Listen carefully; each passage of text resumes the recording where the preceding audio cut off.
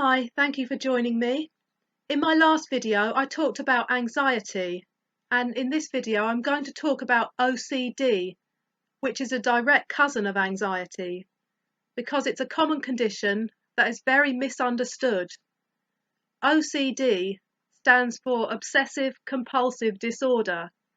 I have suffered from extreme OCD, and it's awful.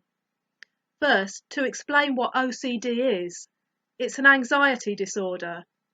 You have scary, intrusive thoughts that repeat themselves over and over again. That's the obsessive part. You feel compelled to do things to try and relieve the thoughts. That's the compulsive part. And it just keeps on going. It's constant. The only time it stops is when you're asleep.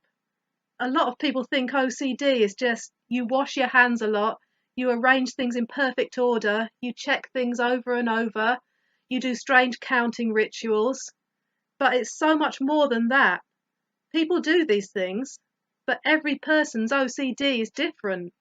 What you do depends on your thoughts. There are different types of OCD. The four main types are checking, where you have to keep on checking things over and over again to make sure they're okay.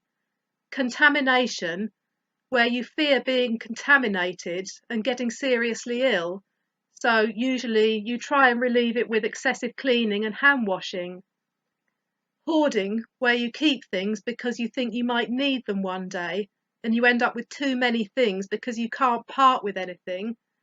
And ruminations, you have constant disturbing, intrusive thoughts about something bad happening, so you do things to try and relieve the thoughts.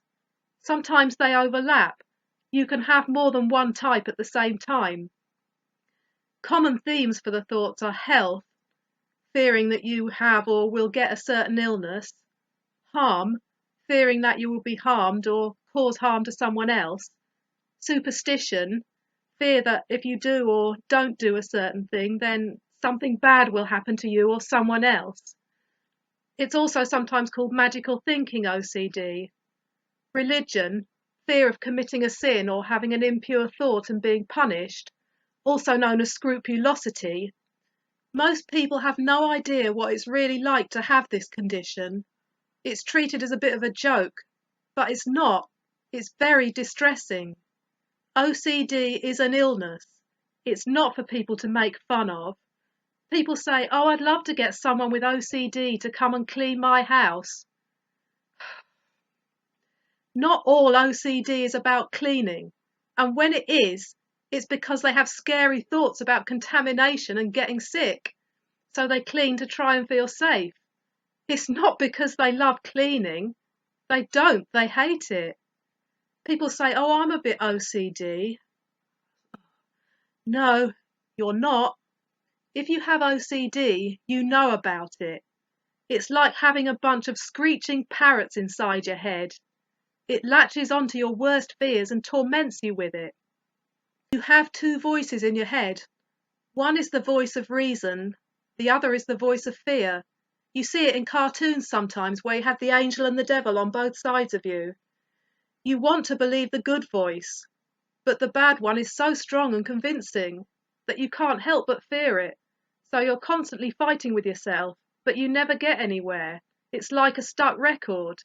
You're constantly plagued by disturbing mental images of all these bad things happening.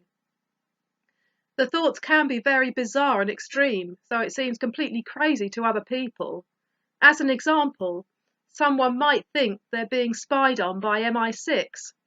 The rational part of them is kind of there in the background saying, "Why would you believe that? Do you really think MI6 are going to be interested in someone like you? They've got bigger things to worry about." But the irrational part just keeps on saying, "What if it is true?" And the mental images keep on coming. You know the thoughts are irrational, but they feel very real. So you do things to try and get rid of them, which gives you temporary relief. But soon the fearful thoughts come back, and you have to do it again. So you get stuck in this repetitive cycle of thoughts and actions. Coincidences are very hard to deal with when you have OCD. They can really freak you out. OCD gives you orders all the time, and you feel driven to obey. But it lies. It always says, "It'll be all right after you do this one thing.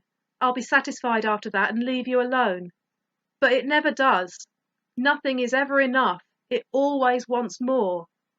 It's like the lyrics of a song called Lover Man. There's a devil waiting outside your door, and he's shouting your name and he's asking for more. Give him more, give him more, give him more. My OCD was about health. I was constantly going for medical checks, but it never reassured me. I didn't want to be doing that. I would have given anything not to be. It wasn't for attention or because I enjoyed it. There was nothing remotely enjoyable about it. I felt like I had to do it because the fear and the thoughts were so strong. I think I have always had OCD, but most of the time it was manageable until a couple of years ago when I stopped taking my antidepressant medication and it got really bad. It was very scary. I was completely disabled by it, and this went on for about 8 months. What changed it was that I went through the mental health services. I got back on the medication. I had CBT, which stands for Cognitive Behavioural Therapy. It's a form of talking therapy that teaches you to re-examine your thoughts and manage them. It's quite effective for anxiety. After a while, it calmed down. It hasn't completely gone away. I'm still working on it, but I'm not rendered helpless by it now. I can live a normal life and do all the same things as everyone else. I can actually enjoy things now. OCD needs psychological help to be overcome. Usually it involves medication and some kind of talking therapy. You can't overpower the thoughts. They're too strong for that. Fighting them only makes it worse. They have to be slowly weakened by starvation. You have to interrupt the cycle and address the cause of the thoughts to slowly remove their source of supply.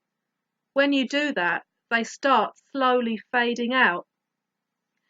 If you're struggling with OCD, see the doctor, get help, because no one should have to just live with this condition that tortures. Talking saves lives. Silence takes lives. I hope this has been helpful. Thank you for watching. See you next time.